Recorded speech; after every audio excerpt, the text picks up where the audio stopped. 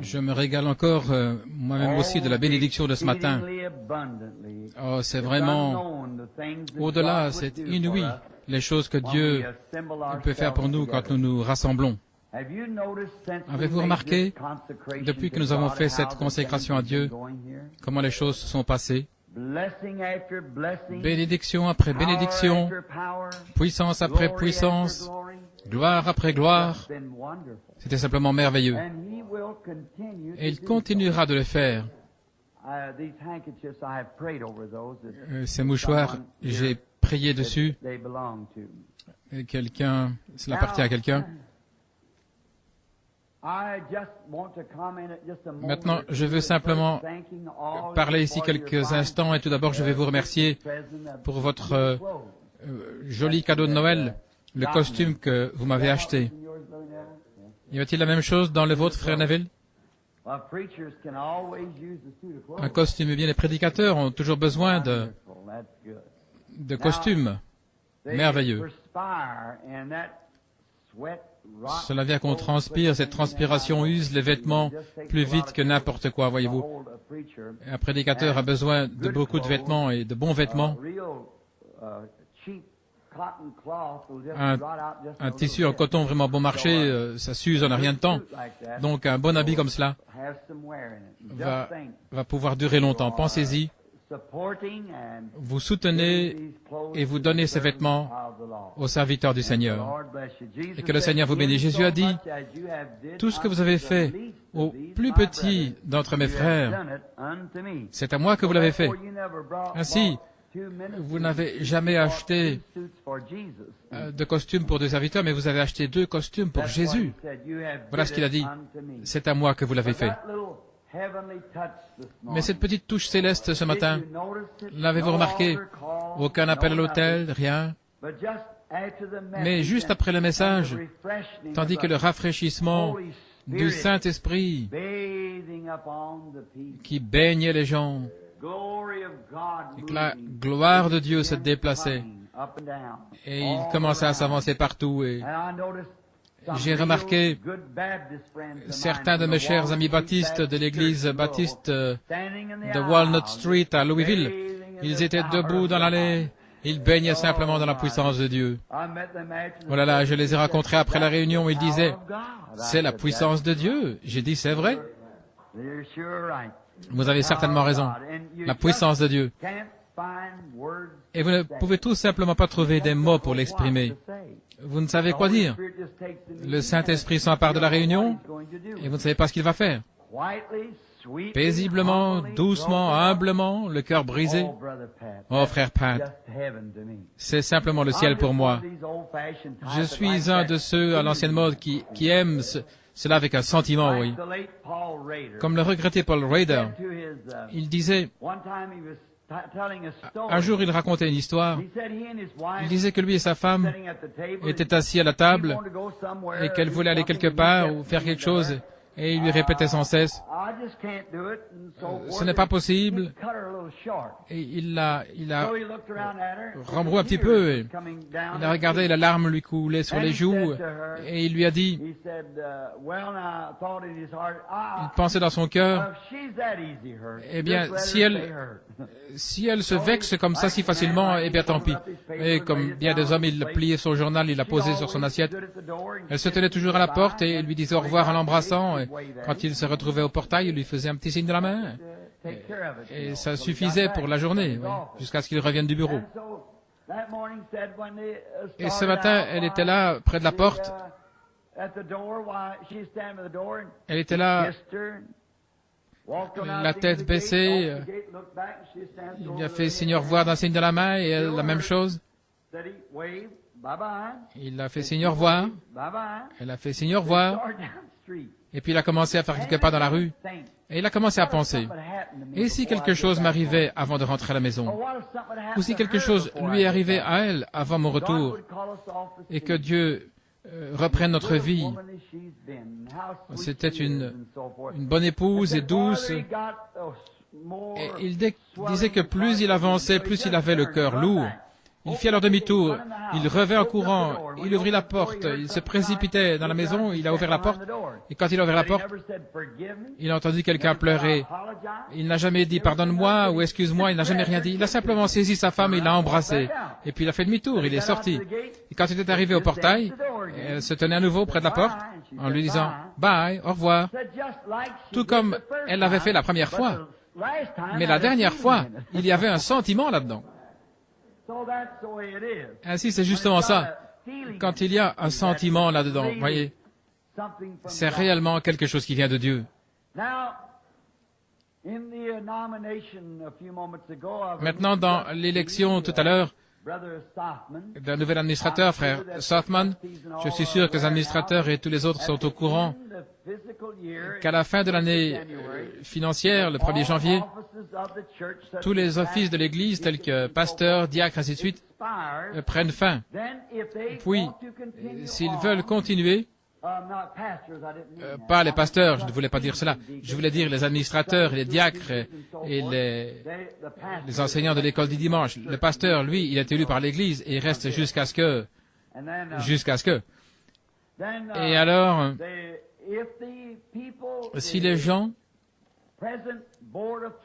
si les administrateurs constituant le comité actuel ou les diacres, les enseignants de l'école du dimanche, s'ils veulent continuer, eh bien, ils peuvent continuer. Sinon, ils doivent donner leur démission. Et les autres continuent pour l'année suivante. Et s'ils ne veulent pas continuer, eh bien alors ils vont avoir une élection et ils nommeront un autre administrateur ou quelqu'un au poste à pourvoir. Par contre, cela n'oblige pas un homme à être membre d'un comité pour le reste de sa vie, mais tant qu'il croit que Dieu est avec lui et l'aide, qu'il ou qu'elle veut faire sa part, quoi que ce soit, et continuer dans l'œuvre de Dieu, nous serons toujours heureux de les avoir pour servir avec nous, voyez-vous. Ainsi, cela donne la possibilité à chacun d'exercer pendant 1 an et de voir ensuite comment il aime cela. Certains de nos administrateurs sont là depuis des années, et les diacres aussi, et c'est tout à fait bien. Mais il n'y a pas de temps déterminé.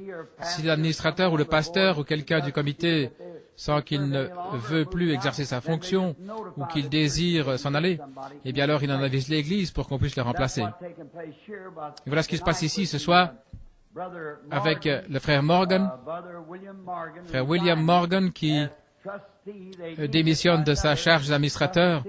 Ils avaient donc besoin d'un autre administrateur et frère Sothman a été désigné comme administrateur à un autre moment, puis ce soir, il a été admis dans le comité. C'est officiel aussi longtemps que l'Église, et dans notre Église, l'Église est souveraine. L'Église déplace ou désigne un administrateur, elle remplace le pasteur ou désigne le pasteur, quoi que ce soit. C'est l'Église dans tout. C'est apostolique. C'est ainsi qu'on faisait dans les temps bibliques. Nous ressentons ainsi qu'aucune personne n'est un dictateur ou quelque chose comme cela dans l'Église. Nous ne voulons pas cela. Chaque homme, chaque individu, moi-même, en votant pour quelqu'un, nous n'avons qu'un seul vote, tout comme n'importe qui dans l'Église. Simplement un vote. Ce n'est pas ce que je dis, c'est ce que l'Église dit. Voyez-vous, ce que l'Église dit dans son corps entier. N'aimez-vous pas cela ou c'est simplement scripturaire?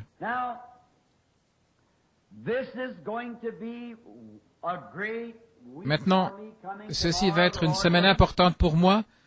Dès demain, Dieu voulant, je dois prendre des décisions pour l'année qui vient. Au sujet de toutes les invitations, je veux me rendre au bureau et ramasser toutes mes invitations et les apporter chez moi. Donc, pendant ces prochains jours, j'irai en prière devant Dieu et je le prierai de me guider et de me montrer de quel côté aller et quoi faire. Nous ne vivons pas dans une époque comme lorsqu'il était ici, où Dieu le conduisait de lieu en lieu, où il se trouvait dans une ville pour quelques heures et repartait dans une autre ville. Mais aujourd'hui, c'est un autre système. Il y a des arrangements préalables avec des groupes de pasteurs et un tas de choses doivent être faites. Et la façon dont je procède, j'apporte toutes mes invitations d'Afrique et je les dépose, et toutes les invitations d'Inde, toutes celles de Californie, de Utah et toutes les autres invitations, et je les place par piles séparées. Et je les laisse là. Et puis je me mets à marcher, à prier, et je monterai peut-être dans ma voiture, et je m'absenterai un jour ou deux. À mon retour, je continuerai à prier, et puis il me viendra quelque chose à cœur d'aller quelque part, et je verrai alors si c'est juste une impression. Et puis par la suite, si cela produit en moi une forte impression, je prends la pile où se trouve ce certain endroit, et je retire une lettre d'invitation et je la lis pour voir où ça se trouve. Voici la raison pour laquelle je fais cela. Vous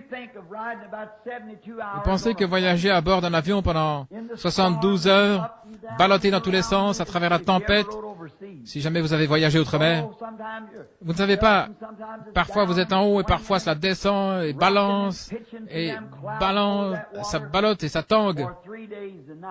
Et au-dessus de l'eau pendant 3 jours et 3 nuits. Et ensuite, vous mettez pied à terre dans un pays et le premier à venir à votre rencontre, c'est Satan. Eh bien, le groupe de pasteurs a dit ceci, quelques-uns sont divisés quant au vote et quelques-uns sont pour. Alors peut-être vous diriez, eh bien, peut-être que le Seigneur ne voulait pas que je vienne. Mais quand vous êtes envoyé par Dieu, vous êtes prêt à rencontrer l'ennemi. Vous dites, je pose ici mon pied dans le nom du Seigneur Jésus-Christ. Je viens au nom du Seigneur Jésus. Et je resterai ici jusqu'à ce que son œuvre soit accomplie. Alors vous êtes prêts à affronter ses forces. Ainsi vous m'aimez, je sais que vous m'aimez, donc priez pour moi cette semaine afin que je puisse prendre les bonnes décisions par inspiration de Dieu. Maintenant, je vais avoir quelques petites réunions. Saute-mouton, pourrait-on dire. Je serai en Floride les 8, 9, 10, et puis à Tifton, en Géorgie. À Tifton, en Géorgie. Plutôt les 8, 9 et 10 janvier. Je voulais dire ce mois-ci. Puis je dois aller à Glasgow, au Kentucky. Ou peut-être Somerset, Kentucky. Et puis Campbellsville, Kentucky. Et frère Rogers désirait que je vienne un soir chez lui. Et nous n'avions pas pu le faire l'autre fois. Maintenant, priez pour frère Rogers. Nous avons fraternisé aujourd'hui et en le prenant par la main, je l'ai trouvé mal en point physiquement. Donc, priez pour frère Rogers qui se trouve ici. Il en a pris beaucoup sur ses épaules là-bas et cela l'a rendu nerveux. Il l'a affecté. En ce moment, il ne se porte pas bien du tout. Et sa femme non plus. Donc, priez pour ce petit couple. Ce sont de braves enfants de Dieu. Et je lui ai dit, si le Seigneur le voulait, je lui accorderai un soir. Et frère Ruddle, l'une de nos petites églises sœurs ici sur la route 62, un petit garçon timide, il venait ici, il ne pouvait même pas lever la tête. Et il est venu à la maison et je pense que les gens pensaient que c'était vraiment un casse-pied. Mais il y avait quelque chose au sujet de ce garçon qui semblait réel. Et j'ai continué de rester avec lui et de rester avec lui. Je disais, frère Ruddle, vous le pouvez. Il m'a dit, frère Branham, quand je me retrouve face à un auditoire, j'ai l'impression que mon cœur remonte dans ma gorge. Je suis incapable de dire un seul mot. J'ai dit, restez où vous êtes, ravalez-le et puis parlez au nom du Seigneur, voyez-vous. Et maintenant, il a un tabernacle de la dimension de celui-ci, là, sur la grande route. Et il se rend utile. Tenez bon. Ce garçon avait un appel de Dieu. Je connaissais son père et sa mère. Ce sont des gens très bien. Puis nous devrions avoir Juni un soir là-bas à New Albany. Vous savez, quelques petites réunions là, histoire d'avoir un soir ici, un soir là-bas. Ensuite, si tout se passe comme prévu, vers le 25 janvier, je partirai pour Miami pour le Congrès international des hommes d'affaires du plein évangile et de là vers Kingston, en Haïti, pour descendre ensuite en Amérique du Sud et remonter par le Mexique et de là Afrique et puis Scandinavie, et ainsi de suite. La majeure partie de l'année sera, je crois, consacrée aux réunions outre-mer. Donc, priez pour moi. Je dois prendre la bonne décision. Maintenant, c'est seulement si c'est la volonté du Seigneur. Sinon, je suis prêt à aller n'importe où, à n'importe quel endroit. Ça n'a pas d'importance où c'est. Je veux y aller. Tant que je pourrai rester dans cette poussière de la terre dans laquelle Dieu m'a placé, je veux prêcher ces richesses insondables jusqu'à ce que la mort me retire de ce corps. C'est ce que j'ai résolu, déterminé par la grâce de Dieu, s'il veut simplement me venir en aide. S'il retire sa main de moi, le diable me tuera. Donc, priez que Dieu garde sa main miséricordieuse sur moi. Je ne demande pas sa justice, je demande sa miséricorde. Sa justice, non, je ne pourrais pas la supporter. Je n'implore que sa miséricorde, parce que je sais que je ne suis pas digne, comme personne ne l'est. Et nous ferions mieux de ne pas demander sa justice, nous désirons sa miséricorde. Maintenant, ce soir, je suis un peu enroué, mais je ne veux pas laisser passer l'occasion de parler à ce beau groupe de chrétiens. Attendez juste avant de faire cette annonce, laissez-moi dire quelque chose. Tandis que vous êtes tous d'un même cœur, d'un même accord, et que tout se fait avec douceur, laissez-moi parler 2 minutes à mon Église, voyez-vous. Écoutez, mes chéris dans l'Évangile, les étoiles dans ma couronne, si je dois en avoir une, l'acquisition du sang de Jésus, c'est dans un but que je suis revenu comme ceci.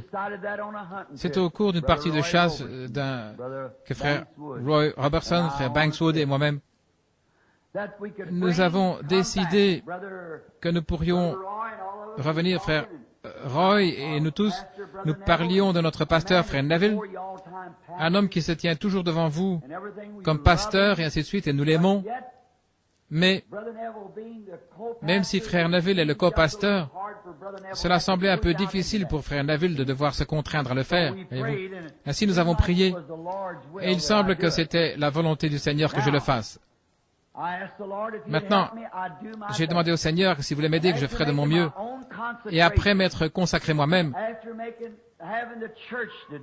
et inciter l'Église à le faire. Si Dieu nous a bénis comme il l'a fait, les dernières réunions avec cette petite consécration, que fera-t-il si nous continuons ainsi? Voyez? Continuez simplement. Maintenant, écoutez. Vous vous aimez les uns les autres? Je voyais debout dans les allées ce matin, simplement en train de pleurer, les mains levées vers Dieu, tandis que ce merveilleux esprit se manifestait parmi vous. Maintenant, n'écoutez aucun vil propos du diable.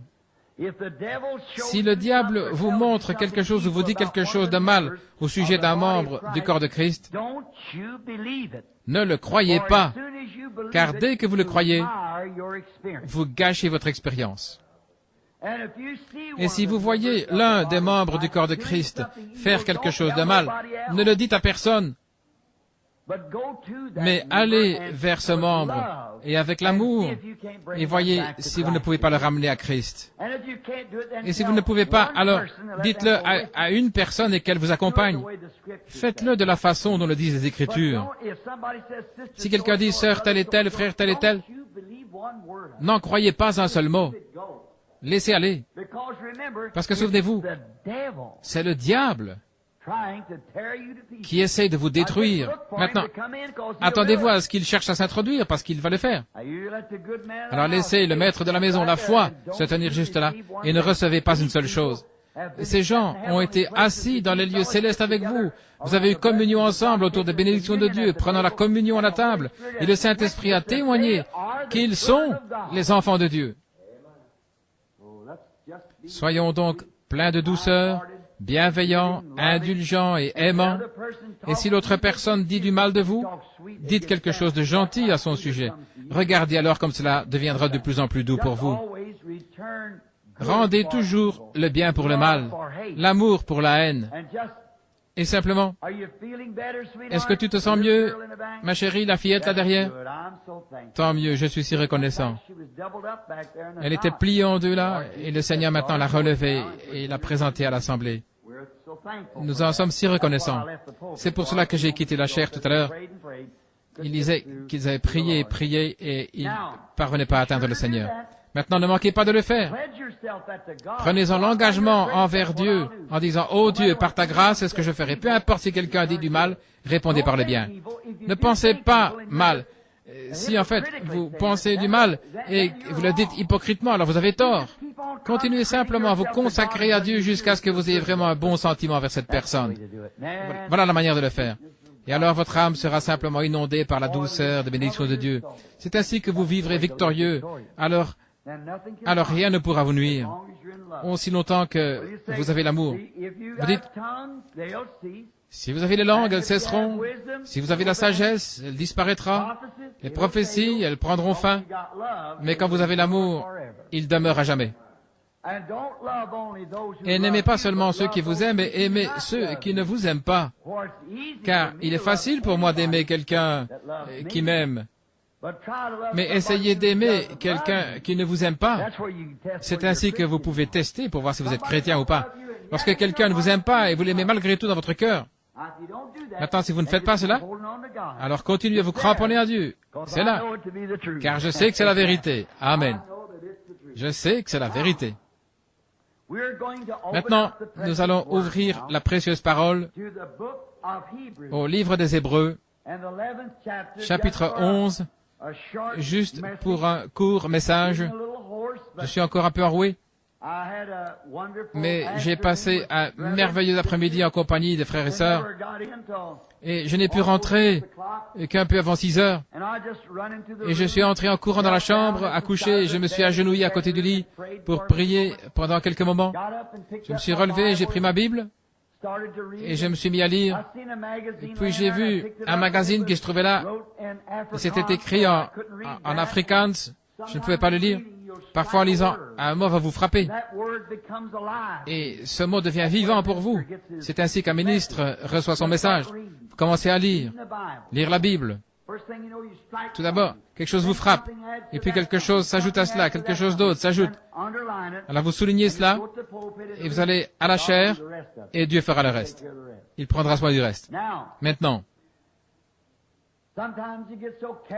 parfois vous êtes tellement transporté avec des petites pensées, et alors vous les mettez par écrit. Et parfois dans une réunion, vous devez venir rapidement sur l'estrade. Vous relisez simplement ces petites pensées qui vous ont été... Et peut-être que le Saint-Esprit va les vivifier à nouveau. J'ai fait ça bien des fois. Maintenant, dans Hébreux 11, lisons le premier verset pour commencer, et nous lirons quelques versets. Maintenant, la foi est une ferme assurance des choses qu'on espère, une démonstration de celles qu'on ne voit pas. Pour l'avoir possédé, les anciens ont obtenu un témoignage favorable. C'est par la foi que nous comprenons que le monde a été formé par la parole de Dieu, en sorte que ce qu'on voit n'a pas été fait de choses visibles. Est-ce que ce n'est pas riche? Laissez-moi relire ce verset 3. Écoutez attentivement. C'est par la foi que nous comprenons que le monde a été formé par la parole de Dieu, en sorte que ce qu'on voit n'a pas été fait de choses visibles, la parole de Dieu. C'est par la foi qu'Abel offrit à Dieu un sacrifice plus excellent que celui de Caïn. C'est par elle qu'il fut déclaré juste, Dieu témoignant de son don, et c'est par elle qu'il parle encore, quoique mort. C'est par la foi qu'Enoch fut enlevé pour qu'il ne voie point la mort, et on ne le trouva plus parce que Dieu l'avait enlevé. Car avant son enlèvement, il avait le témoignage d'avoir plu à Dieu. Pendant 500 ans. Mais sans la foi, il est impossible de lui plaire. Car celui qui vient à Dieu doit croire qu'il existe et qu'il est le rémunérateur de ceux qui le cherchent avec diligence. C'est par la foi que Noé est divinement averti des choses qu'on ne voyait pas encore, et saisi d'une crainte respectueuse, construisit une arche pour sauver sa maison. C'est par elle qu'il a condamné le monde et devint héritier de la justice qui est par la foi. Maintenant, prions juste un moment, courbons la tête.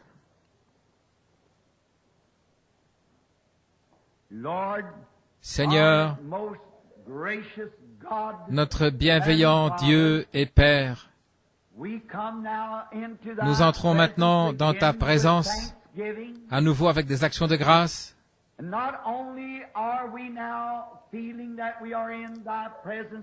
Et non seulement sentons-nous maintenant que nous sommes dans ta présence parce que nous avons incliné la tête pour prier, mais nous croyons que nous sommes constamment dans ta présence. Parce que les yeux de l'Éternel parcourent la terre, et tu connais toutes choses, et tu connais les pensées du cœur. C'est pourquoi, Seigneur, la raison pour laquelle nous inclinons la tête, c'est pour t'adresser cette requête, que tu pardonnes toutes nos offenses et transgressions contre toi, et que ta miséricorde, encore une fois, s'étende sur nous, au point que tu ouvres nos lèvres pour parler et nos oreilles pour entendre, et que ta parole devienne réelle pour nous ce soir. Que ces quelques versets que nous avons choisi de lire puissent être d'un grand secours pour chaque membre de ton corps mystique sur la terre, ton Église spirituelle, l'Église des premiers-nés, cette Église qui a été acquise par le sang de Jésus, qui a été lavée et sanctifiée et qui sera présentée à Dieu ce jour-là, sans tache ni ride. Combien nous te remercions que nous puissions avoir la foi pour croire que nous sommes participants de la bonté de Dieu par la justice et la miséricorde de notre Seigneur Jésus. Nous te prions maintenant de guérir toutes les maladies. Nous te remercions d'avoir touché cette petite fille. Il y a quelques moments, elle était couchée là dans la pièce, se tordant de douleur, et de la voir sortir avec cette petite foi d'enfant et t'accepter ainsi que ta miséricorde. Et nous t'en remercions et te prions de te souvenir de ce bien-aimé de Sœur Baker là-bas au Kentucky et de ceux dont Frère Neville a parlé. Et ô Dieu, de ce camp innombrable de malades partout.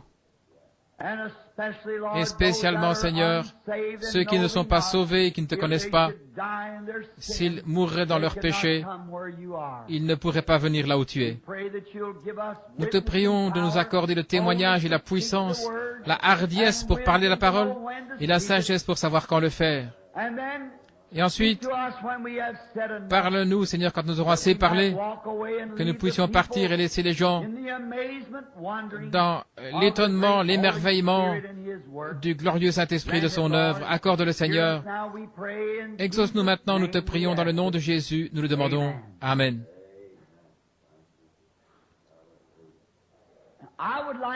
J'aimerais parler pendant un court moment sur le sujet des sens. On nous enseigne que l'homme naturel possède 5 sens, et ces 5 sens contrôlent. Dieu lui a donné ces 5 sens pour entrer en contact avec sa demeure terrestre. Et ces sens sont connus comme étant la vue, le goût, le toucher, l'odorat, l'ouïe. Ces 5 sens sont propres à l'homme naturel. Et ils sont bons. Et nous ne pouvons pas fonctionner ou mener une vie normale quand l'un de ces sens fait défaut. La vue, l'ouïe, le toucher, l'odorat ou le goût. Sans eux, nous ne pouvons pas être normaux. Il y a quelque chose qui manque. Une portion de la vie que nous ne pouvons pas contacter sans le fonctionnement de ce sens. Et ils sont bons, et ils sont utiles. Et ils nous ont été donnés par Dieu. Dieu a donné ces sens. Mais ils vous sont donnés comme un don. Et cela dépend de la façon ce à quoi vous soumettez vos sens, déterminera la façon dont votre vie sera dirigée. Cela dépendra de la façon dont vous soumettez vos 5 sens. Ce que vous voyez, ce que vous entendez, ce que vous goûtez, sentez ou touchez, ce à quoi ces sens sont soumis, vous dominera. Et nous sommes reconnaissants à Dieu de posséder les 5 sens. Mais, en aucune façon, ces 5 sens vous ont été donnés pour vous guider. Ils vous ont été donnés pour un contact terrestre. Mais il vous a été donné un 6e sens. Et ce 6e sens appartient seulement aux chrétiens. Et vous ne pouvez pas avoir ce 6e sens à moins de devenir chrétien. C'est le seul moyen pour vous d'avoir plus que les 5 sens naturels pour la personne naturelle. Mais le 6e sens pour les chrétiens est mieux connu sous le nom de la foi. C'est celui qui vous gouverne et vous guide, et il est supérieur à tous les autres sens. Il est supérieur à tous les autres sens, aux autres 5 sens. Maintenant, je ne dirais pas que parce que nous recevons ce 6e sens, que les 5 sens ne servent plus à rien. Bien sûr que oui. Ces 5 sens vous ont été donnés par Dieu, et ils doivent être utilisés. Mais, lorsque les 5 sens agissent contrairement à la parole de Dieu, alors ils mentent. Maintenant, le 6e sens ne peut pas mentir. C'est un super sens. Et c'est ce dont je veux parler ce matin. J'ai prêché sur un super signe, et ce soir sur un super sens. Et le super sens est le Saint-Esprit, la foi de Dieu qui habite en vous. Et si vous laissez les 5 sens se soumettre au 6e sens, il va vous guider et il placera les 5 autres sens complètement sous la direction de ce super sens. Car il est tellement au-dessus du sens naturel que l'homme spirituel est au-dessus du naturel. Il est tout aussi élevé que les cieux au-dessus de l'homme naturel et de 5 sens. Il vous fera croire des choses que vous ne pouvez pas voir. Il vous fait agir où vous ne pensiez pas que les 5 sens y auraient jamais songé. Le diable peut entrer dans ces 5 sens et vous mentir. Mais il ne peut pas toucher à ce super sens. C'est bien au-delà de sa portée. Cela vient de Dieu. Cela s'appelle la foi. La foi est cette chose formidable. Et les 5 sens ne contrôlent pas le 6e sens, mais le 6e sens contrôle les 5 sens. Le super sens contrôle les sens naturels. Et les 5 sens sont la vue, le goût, le toucher, l'odorat et l'ouïe. Et le super sens est quelque chose qui vous fera croire la parole de Dieu, car c'est tout ce dont il parlera. Et il vous fera croire à des choses que vous ne pouvez pas voir, goûter, toucher, sentir ou entendre. Parce qu'il prendra la parole de Dieu et il vous transmettra cette parole et vous fera marcher contrairement à tout ce qui n'est pas la parole de Dieu. Par la foi. C'est ce que fait la foi. Maintenant, en donnant cette illustration au sujet des sens. L'homme naturel est né avec ses sens, donc ce sont des sens donnés par la nature. Et c'est vraiment la seule chose qu'il connaîtra jamais dans sa pensée intellectuelle. Il peut seulement penser comme un homme, voir comme un homme, il peut comprendre comme un homme, il peut entendre comme un homme, mais lorsqu'il est gouverné ou lorsqu'il est régénéré, ce que nous appellerions né de nouveau, alors ce sixième, ce super sens s'empare de lui. Et en faisant cela, ce super sens l'élève à un endroit où il a la foi pour croire les choses qu'il ne pouvait pas entendre, voir, comprendre, qu'il ne pouvait pas comprendre. Il le croit de toute manière parce qu'il est gouverné par ce sixième sens, ce super sens. Oh, comme c'est merveilleux de savoir cela et de penser combien c'est simple d'y croire. Simple de le croire. Maintenant, vous ne pouvez pas le croire à moins d'être régénéré. La Bible dit que personne ne peut appeler Jésus le Christ si ce n'est par le Saint-Esprit. Nous avons vu cela la semaine passée.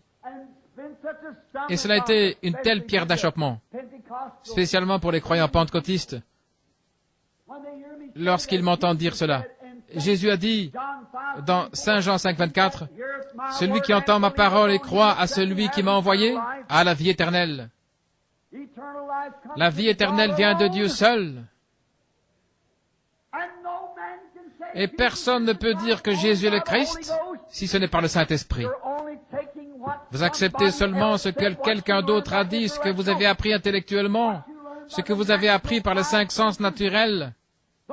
Mais, lorsque le sixième sens entre, le Saint-Esprit, il enlève tous les raisonnements de ces 5 sens et il vous élève dans ce sixième sens pour vous faire croire des choses que vous ne pouvez pas voir, goûter, toucher, sentir ou entendre. Cela vous fait quelque chose. Alors vous pouvez dire que Jésus-Christ, que Jésus est le Christ parce que vous avez le témoignage, non pas ce que l'enseignement intellectuel vous enseigne, mais ce que vous avez expérimenté. Alors qu'est-ce qu'il est censé faire le sixième sens, frère Branham? Que vient faire le sixième sens? Le sixième sens vient pour cette raison. Le sixième sens est la foi, le super sens. Maintenant, si le sixième sens vient seulement pour cette raison, c'est pour faire que les 5 sens en vous nient tout ce qui est contraire à la parole de Dieu. C'est la raison d'être du sixième sens. Les Écritures parlent de renverser les raisonnements. Les 5 sens, vous pouvez raisonner en disant, mais pourquoi donc cet homme devrait-il... Mais le sixième sens ne voit pas cela du tout. Il est tellement supérieur à cela. Il est tellement plus élevé qu'il lui est totalement impossible de raisonner avec cela. Nous le croyons. C'est bien au-delà de tout ce que les 5 sens pourraient dire à ce sujet. Maintenant, nous nous préparons pour un service de guérison. Voyez, nous le croyons. Vous marchez par ce sixième sens. Vous parlez par ce sixième sens. Vous vivez par ce sixième sens. Vous mourrez par ce sixième sens et ressuscitez par ce sixième sens. Ce super sens. Quelque chose qui est en vous, qui est différent de ce qu'est l'homme naturel. L'homme naturel possède seulement ceux-ci, et ils sont très bien. S'ils peuvent être amenés à se soumettre au sixième sens. Si l'esprit naturel dit, lit la parole de Dieu et dit, ceci est la parole de Dieu, il dit la vérité. Mais s'il la lit et dit, ce n'est pas toute la parole de Dieu, ou ça l'était, c'est quelque chose, ça l'était une fois, mais ça n'est plus maintenant. Alors ce sixième sens intervient et dit, il est le même hier, aujourd'hui et pour toujours. Voilà la différence. Voilà pourquoi il y a tant de gens qui ne sont pas guéris. Ils essaient de venir avec une conception intellectuelle.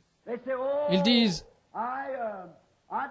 oh, je fais ceci, je crois ceci, ainsi de suite. Mais si ce sixième sens dit cela, alors rien ne les fera jamais déroger à ce sixième sens. Le sixième sens a été placé sur l'être humain afin de lui faire nier tout ce qui est contraire à la parole de Dieu. Tout symptôme qui est contraire à la promesse de Dieu, le sixième sens dit qu'il n'existe pas. Si ce chrétien est né de nouveau, et vous pouvez vous attendre à ce qu'un jour un incroyant, un incrédule s'approche du chrétien pour lui dire, maintenant, écoute bien, le Saint-Esprit, ça n'existe pas. Tu fais erreur. Vous êtes fou de croire une telle chose. Une telle chose n'existe pas. Ce sixième sens entre directement en action. Laissez-moi vous démontrer par la Bible que vous ne pouvez pas recevoir le Saint-Esprit. Et je peux vous montrer où les disciples l'ont reçu. Eh bien, vous répondez, le sixième sens attirera votre attention et dira, mais il a dit la promesse est pour vous et vos enfants. Eh bien, cela veut dire leurs enfants à eux, ça ne voulait pas dire pour vous. Mais le sixième sens ne se laisse pas prendre à cela. Pourquoi? Il est déjà en vous. Ils l'ont dit trop tard. Vous l'avez déjà reçu. Les gens qui disent que le Saint-Esprit n'existe pas ne savent pas de quoi ils parlent. Comme ce garçon, une fois, qui pelait une pomme et qui fut interrogé par un inconverti qui critiquait une réunion. Il disait, « Que veux-tu?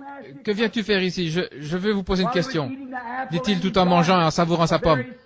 C'était quelqu'un de tout simple, qui avait l'air un peu délinquant avec ses cheveux et qui lui descendait sur la figure, et une dent de devant qui était avancée. Il était vêtu d'un vieux blouson sale. Il a dit, je veux juste vous poser une question. L'infidèle venait de dire, Dieu n'existe pas. Tout ça, ce sont des émotions. C'est de la baliverne. Voilà tout ce qu'il y a. Et le garçon dit, je vais vous poser une question, monsieur. Cette pomme, est-elle sucrée ou sûre? Eh bien, comment pourrais-je le savoir, dit-il. Eh bien, c'est juste ce que je pensais.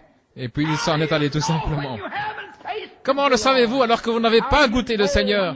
Comment savez-vous alors que vous n'avez jamais reçu le Saint-Esprit s'il est réel ou s'il ne l'est pas?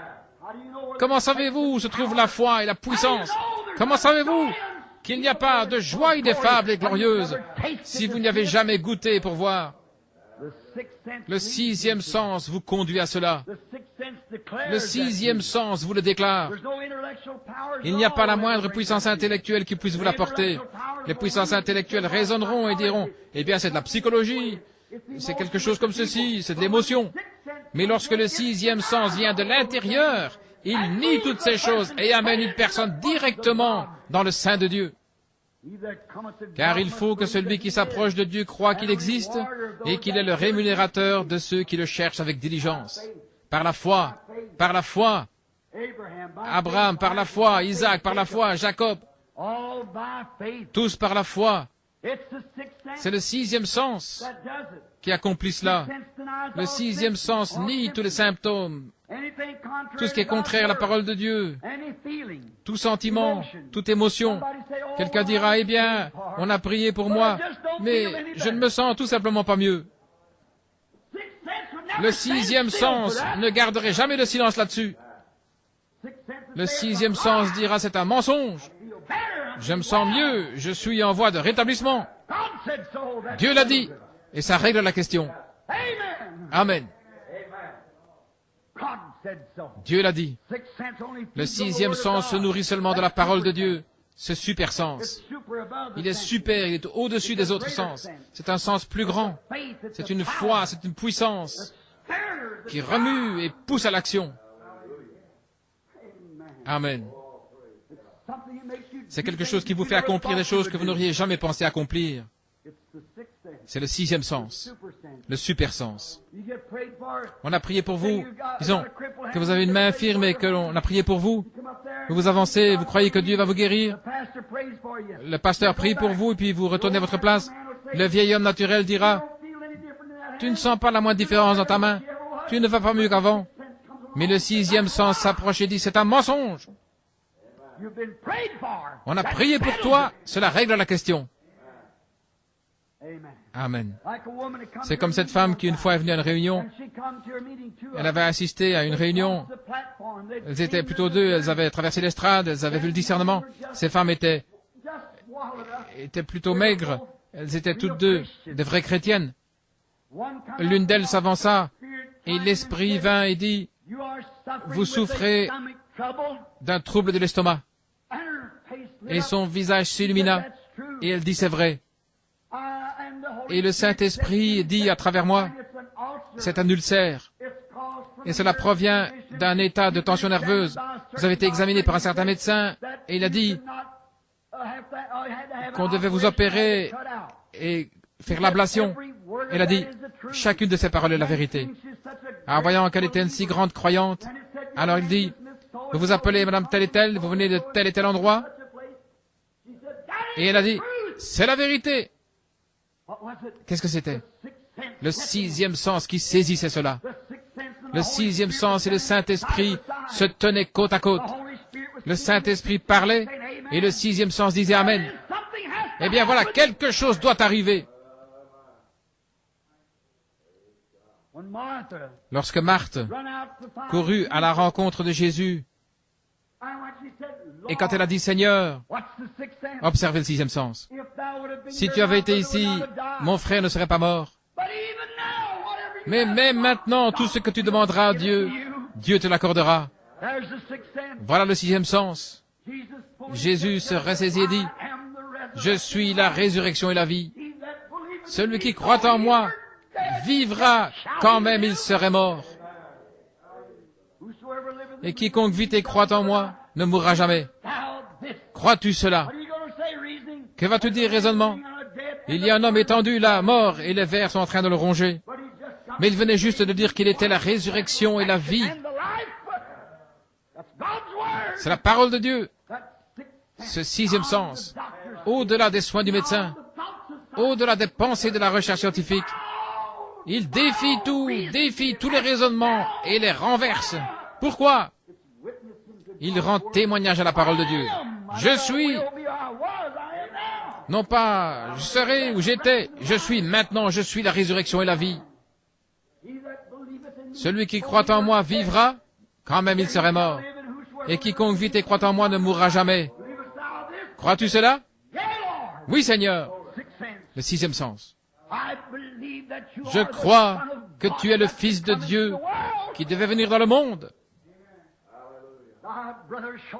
Ton frère ressuscitera. Oh là là. Ils se rendirent au sépulcre. Et là, les deux réunis, quelque chose devait arriver. C'était un super sens avec Dieu qui se trouvait présent. Quelque chose devait avoir lieu. Le sens, le super sens était Dieu. Il y avait quelque chose qui le disait à Marthe. Elle l'avait vu, elle le connaissait. Elle le reconnaissait comme étant le Messie même. Et elle savait que si seulement elle pouvait joindre Jésus, si seulement elle pouvait arriver jusqu'à lui et lui présenter le cas et entendre une seule promesse de sa bouche, c'est tout ce qu'elle désirait. Quand il a dit « Je suis la résurrection de la vie », celui qui croit en moi, quand même il serait mort. C'est tout ce que Marthe voulait entendre. C'est tout ce qu'elle voulait.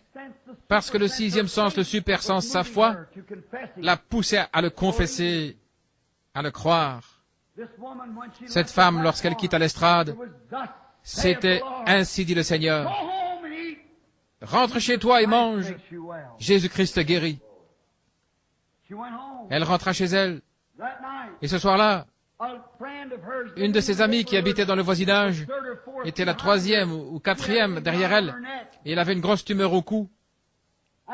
Et voici qu'elle s'avance, tressaillant de joie pour sa voisine qui allait être guérie de cet ulcère qui lui avait causé tant de soucis. Ceci est un cas parmi des centaines, des milliers. Et cette énorme grosseur dépassait de son cou. Elle s'est avancée, je lui ai dit, personne n'a besoin de discerner ceci. Mais vous vous réjouissez de quelque chose. Vous avez été profondément ému parce que cette femme assise là-bas est une voisine. Le Saint-Esprit, elle pense, comment cet homme a-t-il bien pu savoir cela? Il faut que ce soit quelque chose qui lui révèle.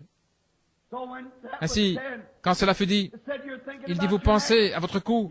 Oui. Croyez-vous que cela partira? Elle dit, je le crois de tout mon cœur. Et j'ai dit, ainsi dit le Seigneur, rentrez à la maison et vous recevrez votre guérison. L'homme naturel regardait bien et il ne pouvait voir aucun signe. La femme qui avait l'ulcère alla chez elle et essaya de manger. Oh là là, elle faillit mourir. Oh, l'homme naturel, le sens naturel, la sensation, continuait à déclarer que l'ulcère était bien là. Aussi, au bout d'1 ou 2 semaines, elle allait partout dans le voisinage, vers les siens et à l'église, en témoignant, « Le Seigneur m'a guéri. » Et il lui dit, « Est-ce que tu manges maintenant? » Non, pas vraiment tout ce que je veux, mais dit-elle, « Je suis déjà guérie, car par ses meurtrissures, je suis guérie. » Quoi qu'il en soit, elle était guérie de toute manière. Un matin, après le départ des enfants à l'école, elle eut très faim. Elle se tenait debout près de la fenêtre en lavant la vaisselle. Elle est venue à la réunion, à une autre réunion environ 1 année plus tard. Donc elle lavait la vaisselle. Et tout à coup, elle ressentit quelque chose d'étrange passer sur elle. Et elle pensa, qu'est-ce que c'était? C'est comme si j'avais voulu crier. Et son mari lui avait dit, « Chérie, cesse de parler de cette guérison, parce que, bien que c'était un chrétien, tu jettes l'opprobre sur la cause. Comment pouvez-vous jeter l'opprobre quand vous témoignez de sa parole? Vous jetez l'opprobre si vous ne témoignez pas d'elle. » Il dit, « Si tu as été guéri, tu as été guéri. » Elle a dit, « Cet homme s'est tenu là et m'a regardé dans les yeux. Et il m'a dit quelle était ma condition et les choses que j'avais faites, qui j'étais et d'où je venais. » Et elle dit, cela faisait à peine 15 minutes que j'étais dans le bâtiment, lorsqu'il est venu sur l'estrade. Comment au monde cet homme aurait-il pu savoir cela? Je ne l'ai jamais vu de ma vie. Et il m'a dit, ainsi dit le Seigneur, vous êtes guéri.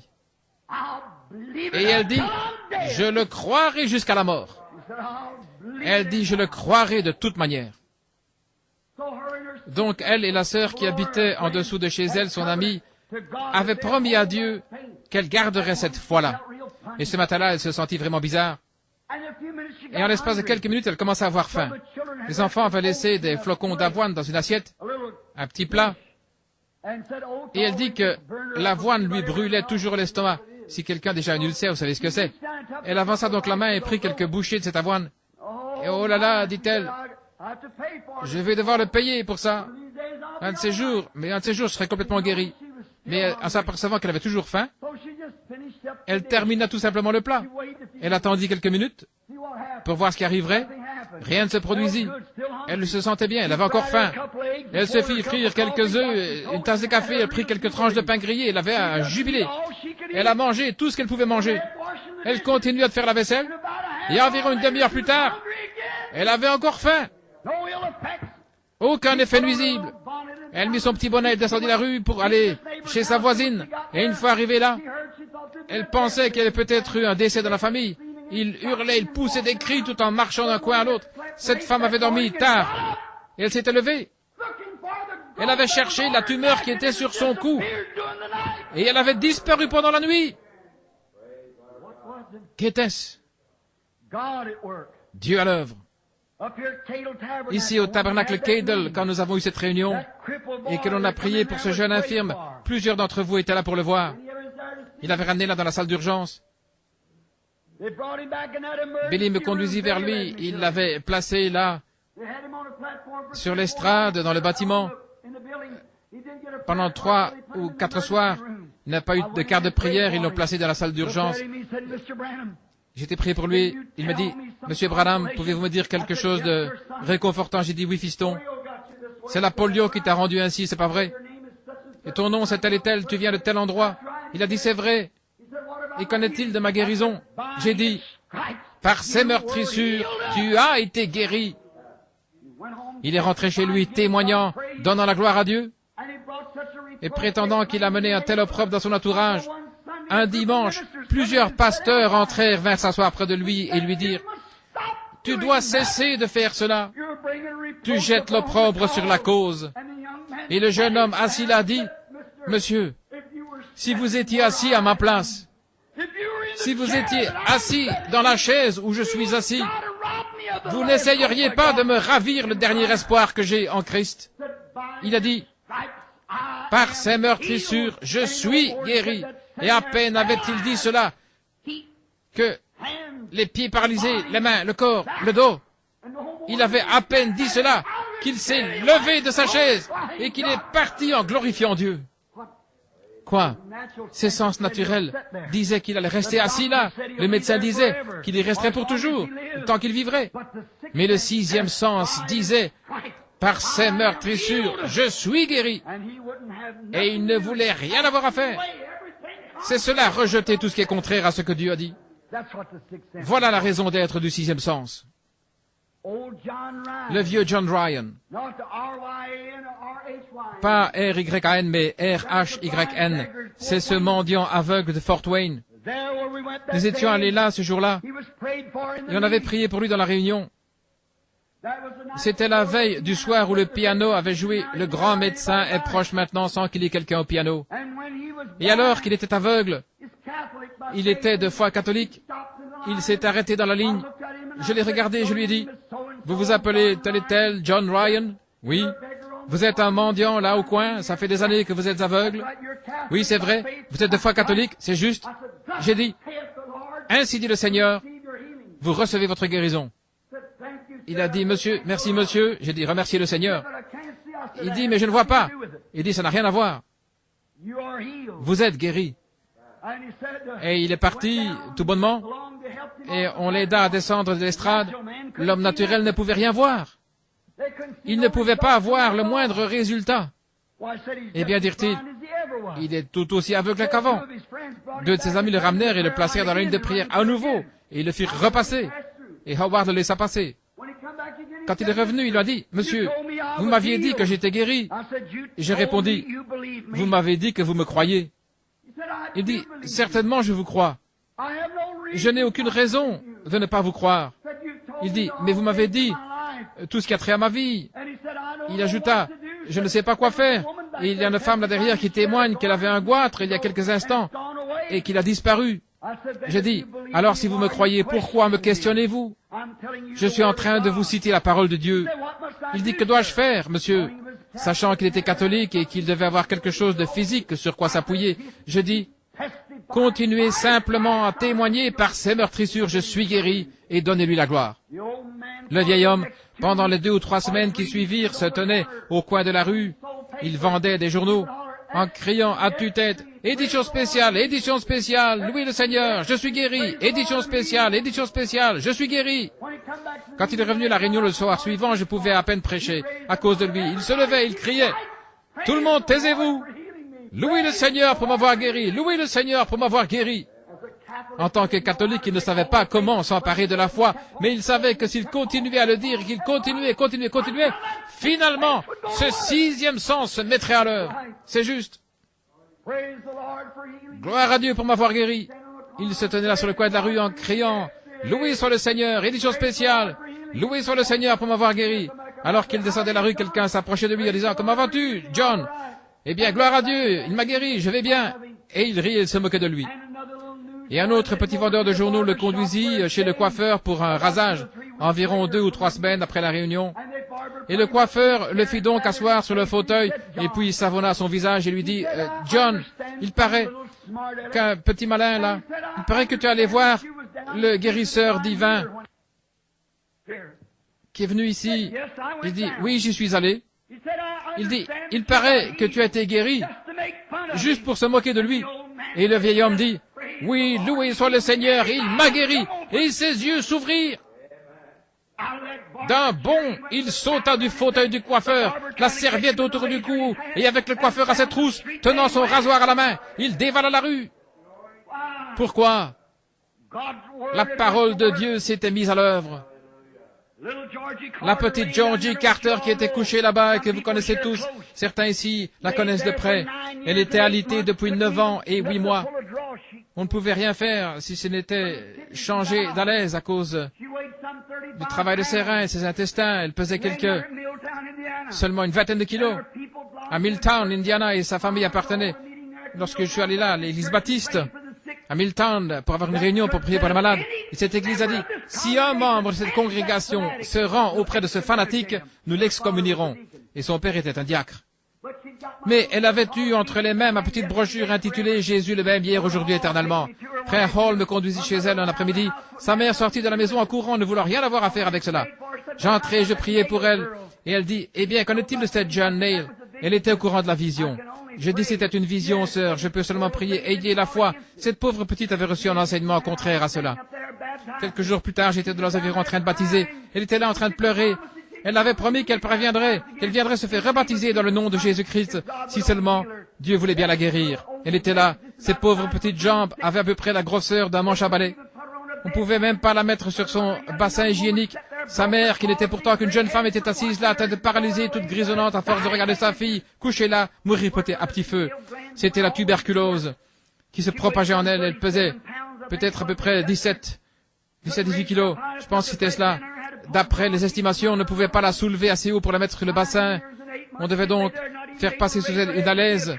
Pendant 9 ans et 8 mois, il avait été couché, incapable même de soulever sa tête pour voir un arbre qui était près de la fenêtre. Un jour, je me tenais là derrière au sommet de la colline chez George Wright, et le Saint-Esprit me dit, lève-toi, je regardais. Et il y avait une lumière qui émanait d'un cornouiller qui dit, va chez Wright, ou plutôt, va chez les Carter. Quand je suis arrivé, le Seigneur Jésus, par un signe, avait montré à sa mère que j'arrivais. Je m'approchai de la jeune fille qui était étendue là sur le lit. Si faible qu'elle ne pouvait même pas tenir le crachoir, sa mère devait le tenir pour qu'elle fasse, essayant de cracher dans le crachoir avec la tuberculose. Et je dis, Sœur Georgie, Jésus-Christ, le Fils de Dieu, m'a rencontré dans la nature il y a environ une demi-heure. Il m'a dit de venir ici pour imposer la main sur toi. Ainsi dit le Seigneur, lève-toi. Le 6e sens se mit à l'œuvre. Une puissance frappa cette jeune fille pour la première fois. En 9 ans et 8 mois, elle n'avait pas pu se tenir debout. Elle bondit alors sur ses pieds, courut dans le jardin tout en bénissant les arbres, le gazon et tout le reste. Et puis elle rentra, elle s'assit au piano et se mit à jouer. Il y a une fontaine remplie de sang sortie des veines d'Emmanuel. Oh là là, les raisonnements auraient renversé, ça lui était impossible. Je ne sais pas maintenant, je ne saurai jamais. C'est seulement la puissance de Dieu qui la soutenait. Ses jambes n'étaient pas plus grosses que cela, à hauteur des articulations. C'était comme des allumettes. Ça fait environ 12-14 ans. Et aujourd'hui, elle est forte et en bonne santé, vivant pour le Seigneur Jésus. Qu'est-ce que c'était? La première fois, rien n'avait semblé se produire, et les raisonnements auraient dit que cela ne pouvait pas arriver. Mes frères, elle s'est cramponnée à la parole. Si Dieu pouvait prendre cette jeune infirme à Salem, cette jeune Neil qui avait été infirme et paralysée avec ses bras qui lui pendaient comme cela et la guérir, il pouvait la guérir elle aussi, et elle l'a cru. Mes frères Hall qui était couché là-bas, se mourant de cancer, le même homme qui m'a amené vers lui, son médecin à Milltown l'envoya à ce médecin à New Albany, qui est à l'hôpital St. Edwards. Et j'oublie, il s'est occupé de mes enfants. Un brave homme, un bon médecin. Il l'a examiné, il a dit, un cancer. Il dit au docteur Brown de Milltown, il se meurt. Le docteur Brown dit, c'est bien ce que je pensais. Il l'a emmené ici chez sa sœur, une parente de M. Kopp, qui autrefois était le juge de la ville. Et lorsqu'ils arrivèrent, ils dirent, gardez-le simplement ici jusqu'à ce qu'il meure. Et ils m'envoyèrent chercher. J'y allais jour après jour avec ma femme. Nous avons prié pour frère Hall. Je l'aimais. Il avait été l'un de mes convertis à Christ. Son état s'aggravait de plus en plus et il ne pouvait plus bouger les mains. Hall dit, Billy, y a-t-il quelque chose que vous puissiez faire? Je dis, rien que je sache, Sir Hall, je ne reçois aucune parole du Seigneur. Je dis, j'aimerais que mon médecin l'examine. Qui est votre médecin? Je dis, docteur Sam Adair. J'ai téléphoné à Sam. Il a dit, Billy, tout ce que je peux faire, c'est l'envoyer à Louisville pour des radios et ainsi de suite, et je te donnerai le rapport. Il l'a envoyé chercher une ambulance, et il revint, Sam m'a téléphoné, il m'a dit, Billy, il a le cancer du foie. Nous ne pouvons pas lui enlever le foie, il en mourrait. Il a dit, c'est un prédicateur, il ne devrait pas y avoir de problème. Tu ferais aussi bien de lui dire qu'il va mourir. Je dis, il est prêt à partir. Mais ça me l'ennuie, ça me fait de la peine de le voir partir. C'est mon frère et je l'aime. Et je pensais, oh Dieu, fais quelque chose pour moi. Ce matin-là, je m'apprêtais à partir chasser l'écureuil. Je regardais dehors avant le lever du jour. Il n'y avait personne dans la cour et je pris ma carabine et traversai la maison pour sortir. Il y avait une vieille pomme ratatinée suspendue au-dessus du mur. Je disais, pourquoi mes dates elle accrochait cela au mur? Je regardais, il y avait une autre. Il y avait jusqu'à 6 étaient suspendus. J'ai ôté mon chapeau et je suis tombé à terre sur mes genoux. Je levai les yeux. Alors une très grosse et très belle pomme descendit et dévora toutes ces autres pommes. J'observais juste au-dessus d'elle, il y avait cette même lumière que celle qu'on voit sur la photo là-bas. Elle se tenait là en tournoyant. Et elle dit, « Lève-toi, va dire à Monsieur Hall, ainsi dit le Seigneur, il ne mourra pas, mais il vivra. » Je suis allé le lui dire, il n'allait pas mieux, mais il crut et il s'accrocha à cela. Il n'y avait aucun changement, semble-t-il. Un jour passa, pas de changement. Le deuxième jour passa, pas de changement. Mais vers le troisième jour, cela commença à changer. Le voici vivant aujourd'hui, après bien des années. J'ai remarqué Weaver ici, si je ne me trompe pas, lorsque sa fille est venue après la guérison de Margie Morgan. Je suis allé là, et il n'y avait rien que cette femme pouvait faire. Elle allait mourir dans les heures qui suivaient. Il devait lui faire une injection d'eux, c'est tout. Elle avait subi une opération des organes. Le cancer avait atteint sa colonne vertébrale. Il s'était propagé et il n'avait rien à faire pour cette femme. J'ai désiré lui parler de la guérison. Elle a dit, « Monsieur, vous êtes un ministre du Seigneur Dieu et je ne suis pas digne que vous entriez sous mon toit. » Se considérant indigne qu'un ministre vienne la voir, elle dit, « J'ai vécu ma vie, j'ai dansé, j'ai fait des choses que je n'aurais pas dû faire. J'ai parlé grossièrement et tout ce qui s'ensuit. » Elle me confessa ses péchés et elle dit, « Je n'en suis pas digne. » Je vis qu'elle était sur la bonne piste. Il lui fallait recevoir Christ ici, dedans, avant que ce sixième sens, ce super sens, ne puisse se mettre à l'œuvre. Nous nous sommes agenouillés, je lui ai cité le passage disant, « Si vos péchés sont comme le cramoisi, elle donna sa vie au Seigneur Jésus. » Et à ce moment-là, elle dit, « Oh, je me sens toute différente. Quelque chose m'est arrivé. Quelque chose m'est arrivé. Je veux tous vous serrer la main. » Alors j'ai vu une vision derrière la maison, là, et j'ai dit, « Madame Weaver, ainsi dit le Seigneur Dieu, vous vous rendrez encore là dans cette poussinière et vous vivrez. » Elle ne pouvait se fier à ses sensations. Le cancer l'avait dévorée. Elle ne pouvait s'appuyer sur ce que disait le médecin. Elle mourait. Cela fait, je pense, 14 ou 15 ans de cela. Madame Weaver, il y a 14 ans, elle vint au tabernacle en chancelant alors qu'elle était malade. Il ne semblait pas qu'elle pouvait vivre encore. Ses petits bras décharnus parce qu'elle avait promis à Dieu qu'elle viendrait pour être baptisée dans le nom du Seigneur Jésus. Nous l'avons soulevée de la chaise roulante. Nous l'avons descendue dans le baptistère. Nous l'avons baptisée au nom de Jésus. Et la voici, assise ici ce soir. Regardez-la, si vous voulez voir un spécimen de bonne santé. Pourquoi? Renversons les raisonnements et les recherches scientifiques et tout le reste. Parce que le sixième sens se mit à l'œuvre. Voilà. Regardez. Laissez-moi simplement répéter ceci une minute. Jésus passa une fois près d'un arbre. Et c'était un figuier. Et il regarda le figuier. Maintenant, s'il vous plaît, ne manquez pas ceci. Il regarda le figuier. Et celui-ci ne portait aucune figue. Et il dit, il a maudit l'arbre en disant que personne ne mange de toi. Les disciples jetèrent un coup d'œil. L'arbre ressemblait à ce qu'il avait toujours été. Une heure après, il avait toujours le même aspect. Dieu n'a jamais ouvert la terre pour l'engloutir. Dieu n'a jamais envoyé du ciel un éclair pour le carboniser. Il aurait pu le faire. Certainement qu'il aurait pu. Il n'a jamais fait ces choses. Qu'est-il arrivé? L'arbre avait été maudit. La foi de Dieu fit obstacle à la vie de cet arbre. Il n'y avait rien de physique qu'on pouvait voir. Mais tout au fond, sous la terre, là dans les racines de l'arbre, la mort faisait son œuvre. Il avait été maudit. Le sixième sens était venu contre lui. Il devait mourir. Il commença à mourir à partir des racines. C'est la même chose qui se produit avec le cancer. C'est la même chose qui se produit avec une tumeur. C'est la même chose qui se produit avec n'importe quelle maladie. Lorsque ce sixième sens de puissance du Seigneur Dieu s'élève contre cela, il dit, Satan sort de là. Peut-être vous ne verrez aucun changement physique se produire sur le champ, mais cette foi tient bon malgré tout. Cela a été maudit. Ce sixième sens, ce super sens ne lâchera pas prise. Il ne prêtera pas attention à ce que vous ressentez, à ce que vous avez l'air, à ce que vous faites. Il n'aura rien à faire avec cela. La parole de Dieu a été appliquée. Le sixième sens s'en empare, c'est tout. Il se met à l'œuvre. Le cancer commence à dépérir, il meurt. En partant des racines, il disparaît. Certainement. Par ce même puissant sixième sens, des royaumes se sont écroulés. Il a fait tomber les murs les uns sur les autres. Par ce sixième sens, la mer Rouge s'est retirée et une terre sèche fraya un chemin pour les enfants de Dieu pour s'échapper. Par ce même sixième sens,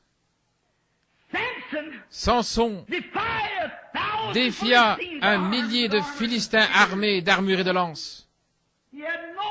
Il n'avait aucun moyen de se défendre si ce n'est avec la mâchoire d'une mule. Ce sixième sens se mit à l'œuvre et il terrassa 1 000 de Philistins. Alléluia. Par ce sixième sens, des morts furent ressuscités.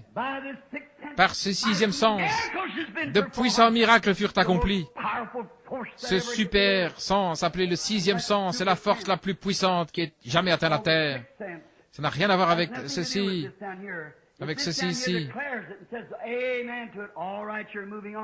Si c'est d'accord, vous allez de l'avant, mais peu importe ce que ceci fait, croyez cela. Voilà où se trouve la puissance. Si vous croyez dans votre cœur, votre cinquième sens, celui de la pensée, se trouve dans votre cerveau.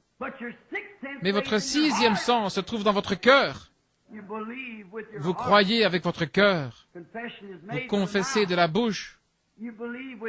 Vous croyez de votre cœur. Oui, monsieur. Ce sixième sens, cette force puissante, écoutez. À cause de ce sixième sens, un prophète fut jeté dans une fosse aux lions. Et à cause de ce sixième sens, les lions n'ont pas pu manger Daniel.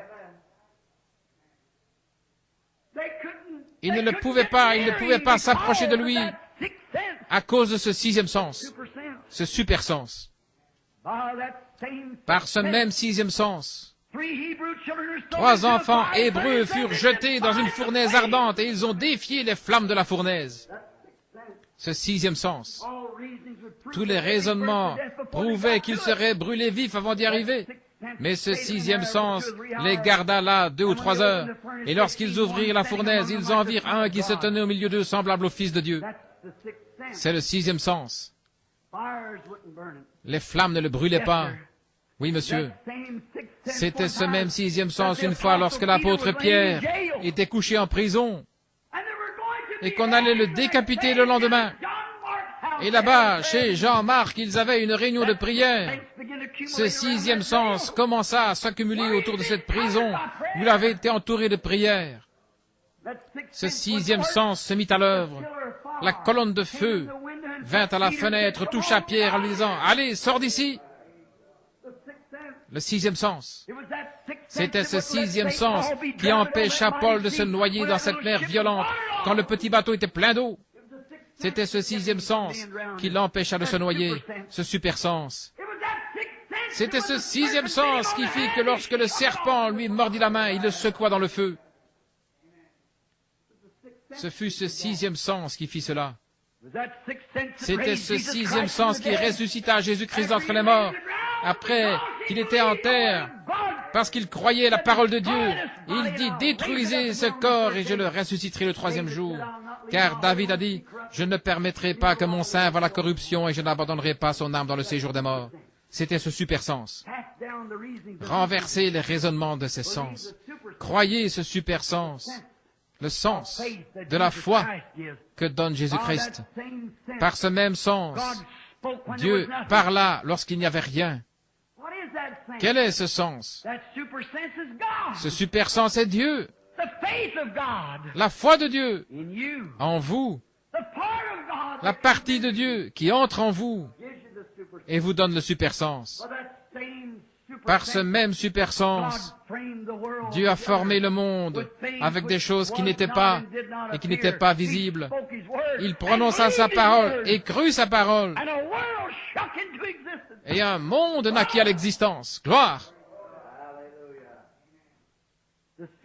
le sixième sens, le super sens.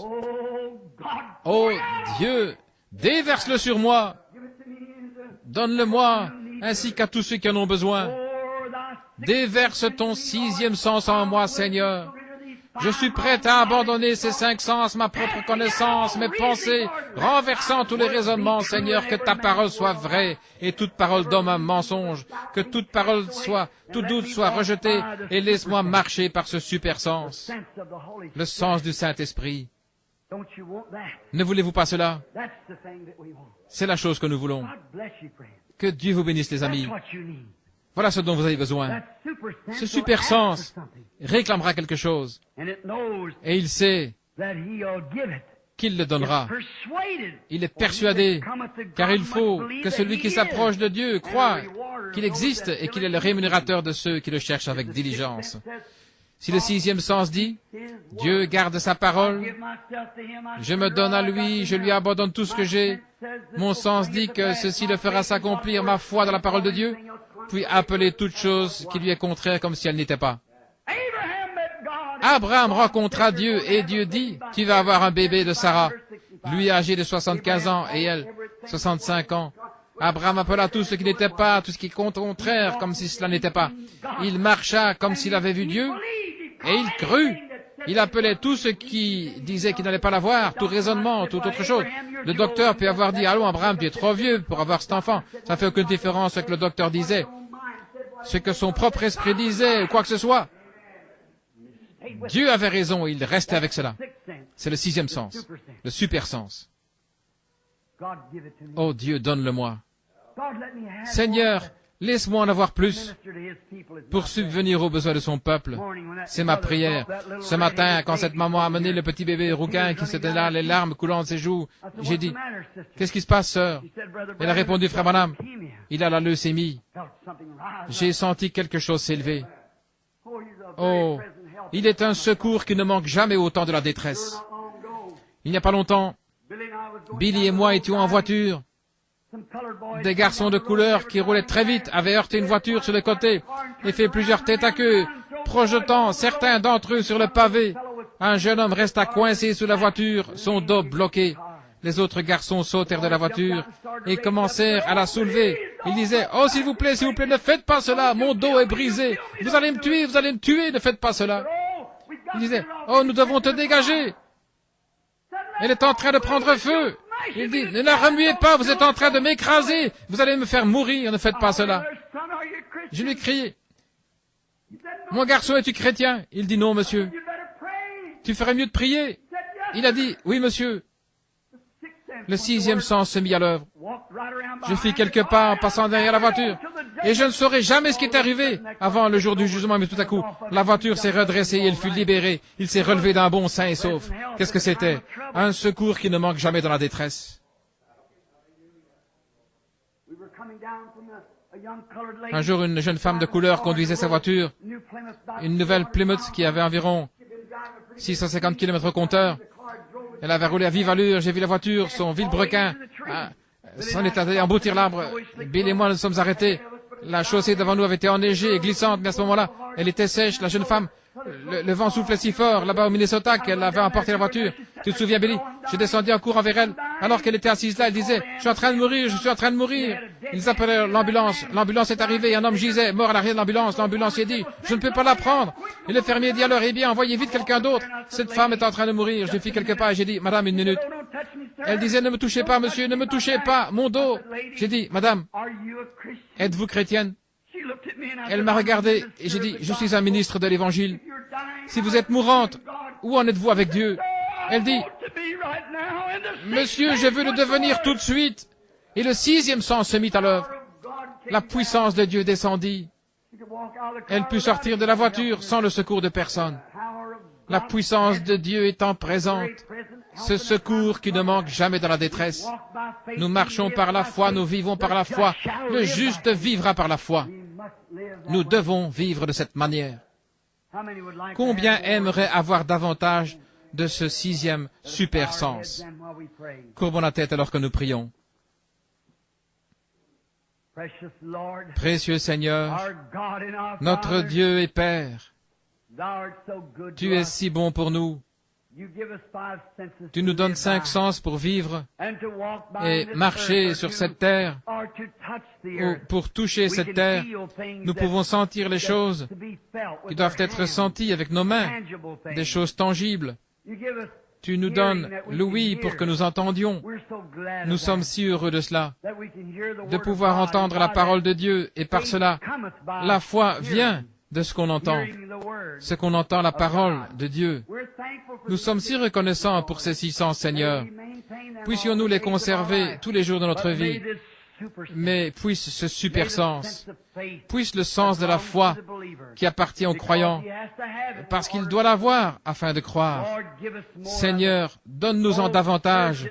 Oh, purifie-le, Seigneur, et éprouve-nous, et remplis-nous de ta bonté et de ta puissance. Que nous puissions marcher tous les jours de notre vie par le 6e sens, par le sens de la foi qui est donné seulement par Jésus-Christ. Ce que nous demandons dans la prière, puissions-nous croire que nous le recevons, et n'ayant aucun doute dans notre cœur, tu as promis que cela s'accomplirait. Quant à ceux qui ont levé la main, Seigneur, je prie pour eux. Ils avaient des besoins, tu sais ce qu'ils étaient.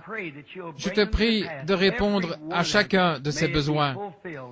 Que leurs désirs s'accomplissent. Je le demande au nom de Jésus. Amen.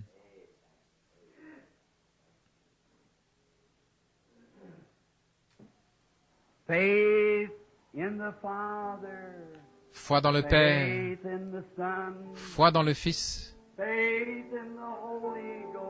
foi dans le Saint-Esprit, ces 3 sont un. Les démons trembleront et les pécheurs se réveilleront. La foi en Yahvé ébranlera toutes choses. L'avez-vous jamais entendu auparavant? Maintenant, sans musique, juste un moment. La foi dans le Père, la foi dans le Fils, la foi dans le Saint-Esprit, ces 3 sont un. Les démons trembleront et les pécheurs se réveilleront. La foi en Yahvé ébranlera toutes choses. C'est juste. Oh là là.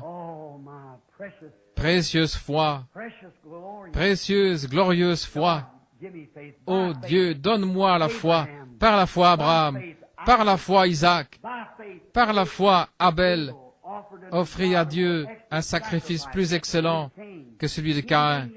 Quoique mort, il témoigne encore. Oh, combien nous avons besoin de la foi. Je l'aime. Je désire plus de foi. Mon désir dans cette vie et la nouvelle année qui vient, c'est plus de foi en Dieu. Oh Dieu, enlève tout doute de mon esprit.